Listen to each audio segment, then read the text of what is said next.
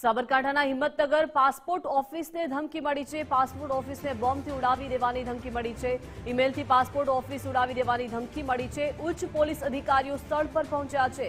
Passport અને post ઓફિસના વિસ્તારને કોર્ડન કરી લેવામાં આવ્યો છે। વધુ માહિતી સાથે સંવાદદાતા યશ જોડાઈ ગયા છે। યશ, શું વિગતો મળી રહી છે? સાબરકાંઠાના હિંમતનગર પાસપોર્ટ ઓફિસને બોમ્બથી ઉડાવી દેવાની ધમકી મળી છે। કેવો માહોલ અત્યારે ત્યાં છે?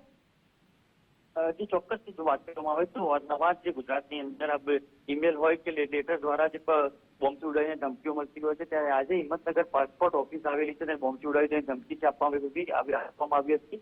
ઈમેલથી પાસપોર્ટ ઓફિસ ઉડાવીને ધમકી છે મળી હતી, જેને લઈને એસઓજી હોય, બી ડિવિઝન, સ્થાનિક પોલીસ, એલસીબી સહિતની ટીમ પાસપોર્ટ ઓફિસ સાથે પહોંચી ચૂકી છે અને જે પ્રમાણે જે બોમ્બ ઉડાવીને ધમકી આપી છે, બોમ્બ સ્કોડને લઈને ત્યાં આગળ તપાસ પણ હાથ ધરવામાં આવી રહી છે।